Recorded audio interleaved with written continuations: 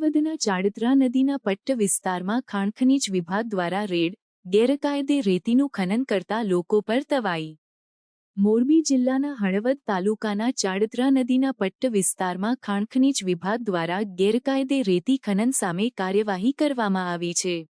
વિભાગે સ્થળ પરથી લોડર, ડમ્પર અને 2 ટ્રેક્ટર સહિતના વાહનો જપ્ત કર્યા છે અને હળવદ પોલીસને સોંપી આગળની કાર્યવાહી હાથ ધરી છે। આ રેડ દરમિયાન ખાણ ખનીજ વિભાગે ડ્રોન સર્વેલન્સ અને સર્વેયર્સની મદદથી ખનનનું માપન કર્યું હતું, જેમાં 2.11 લાખ ટન રેતીના ગેરકાયદે ખનનની પુષ્ટિ થઈ હતી। આ ગેરકાયદે રેતી ખનનથી સરકારને 7.15 કરોડનું નુકસાન થયું હોવાનું અનુમાન છે, જેમાં 5.7 કરોડનો દંડ અને 2.8 કરોડનું પર્યાવરણ નુકસાનનો સમાવેશ થાય છે।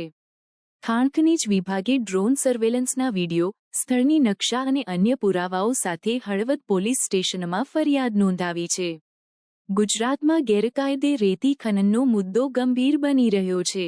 સુરતના તાપી નદીના કાંઠે પણ તાજેતરમાં રેડ કરવામાં આવી હતી, જેમાં રેતી અને વાહનો મળીને 6 કરોડનો મુદ્દામાલ જપ્ત કરવામાં આવ્યો હતો। આ ઉપરાંત બનાસકાંઠામાં પણ ગેરકાયદે રેતી ખનન સામે કાર્યવાહી કરવામાં આવી છે, જેમાં 125 વાહનો જપ્ત કરવામાં આવ્યા હતા। આ ઘટનાઓ દર્શાવે છે કે રાજ્યમાં ગેરકાયદે રેતી ખનનનું જાળું વ્યાપક છે અને તંત્ર દ્વારા સતત કાર્યવાહી કરવાની જરૂર છે। પર્યાવરણની સુરક્ષા અને નદીઓના જળસ્તર જાળવવા માટે આવા ગેરકાયદે ખનન સામે કડક પગલાં લેવા જરૂરી છે।